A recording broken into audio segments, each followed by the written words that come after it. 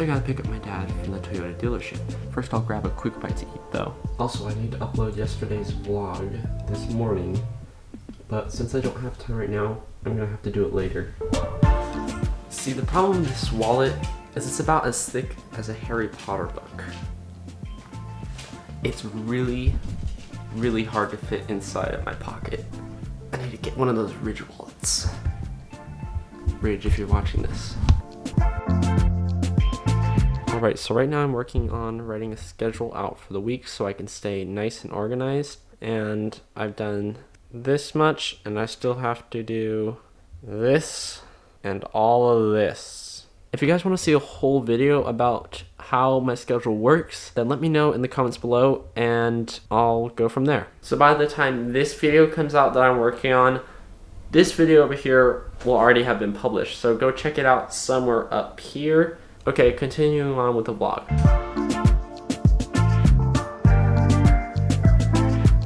Alright, so my main tripod is in my dad's truck right now, which is at the dealership. So I'm gonna have to use this old junky tripod just for a moment.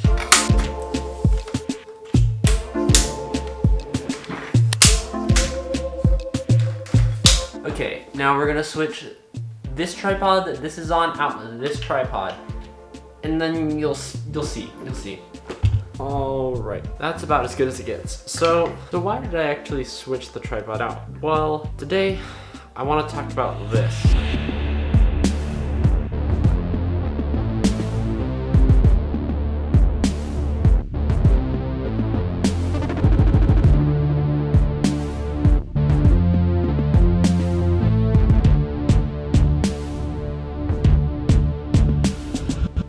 This is the Ulanzi MT-34. So when you're vlogging, one of the most important things is that you have a steady camera. And one of the easiest ways to do that is with a tripod. Now, besides just kind of steadying it out and making it easier to hold, tripods also enable you to get a further reach so that the lens looks wider than it actually is. Most vloggers use the Joby GorillaPod, which is a great tripod, but it is very expensive and it has joints on it that I've heard sometimes will get loose over time. So for me, with the cost and the possible reliability issues, I didn't really think that a GorillaPod was really the match for me. So I watched tons of videos about the different vlogging tripods, and then I finally just looked on Amazon and looked for a vlogging tripod, and I'm pretty sure that Ulanzi had just come out with this.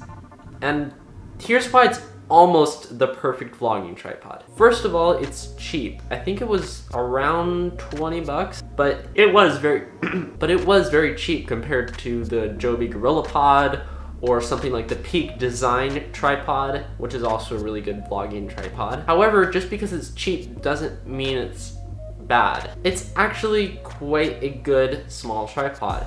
First of all, it's very light. If I can find the weight, again, I'll put it up here, but I would say it's less than my lens. So it's very light, but that comes at the cost of being made with a very cheap plastic. I'll give you some ASMR sounds so you can get what it sounds like.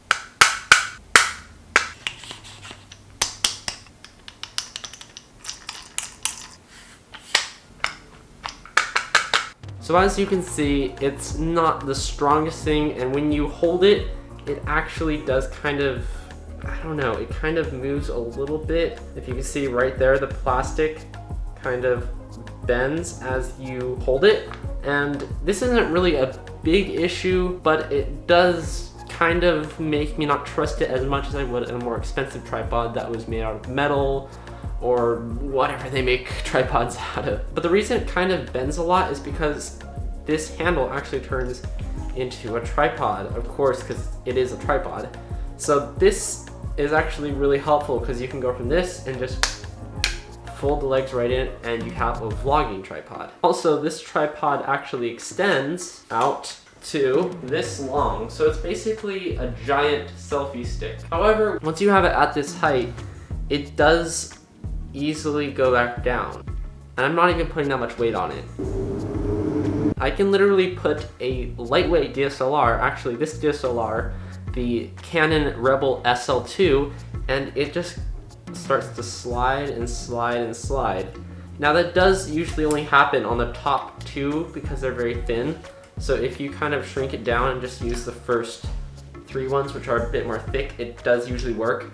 And then if you go down even further, this last bar actually is the one that is connected to this. The rest of them aren't connected, so these don't lock. These just slide up and down. This last one is actually fully lockable, so you can totally lock this, and then I can't even try to force it down. So you have to actually unlock it and then push it down if you want to do that. So I would definitely recommend just extending that and then just using it like this the whole time. That way you can put it down, it's a tripod, and then you can just pick it up, it's a vlogging handle, and you still have enough reach that it's gonna make your lens seem a little bit wider than it really is. However, even though it's cheap, there are a few features that I really love. First is that you don't even need a tripod mount. What I mean by that is you don't have a separate thing that comes off of it.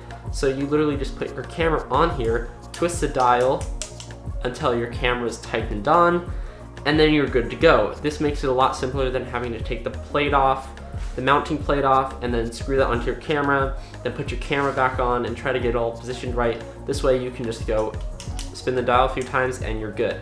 Also, another feature I love is that there are rubber grips on this tripod head, so your camera doesn't really move at all. That is really nice to have. Another feature that I was actually really surprised by is that this tripod head folds out like this and turns into a phone mount. So now you can put your phone in here, like slides right in there, and you can actually mount, say, a microphone or a flash or a light or something on top of here, because there's a little cold stream mount right there. This makes this tripod really handy for really any type of vlogger. You could be a DSLR vlogger, you could have a mirrorless, you could have a point and shoot camera, you could have a phone, and even if you're using a phone, you can actually use microphones with it. So you don't really have to worry because this is basically an all-in-one solution for any vlogger. However, I do have a concern about the strength of this tripod, especially right there. If you can see, there's a little bit of a tilt on this, so it looks a little wobbly. I'm not sure if I would trust it for a lot, but for the price, it's pretty good. So Ulanzi, if you are watching this, a few things that I want you to fix in the next tripod. First, we don't really care about the price.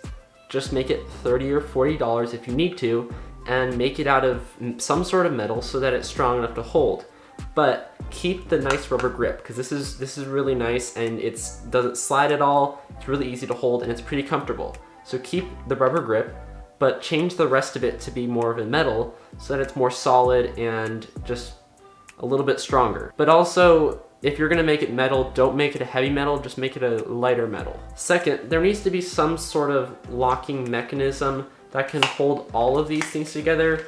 It's pretty useless if all you can use is the bottom one and then the top ones slide down like that.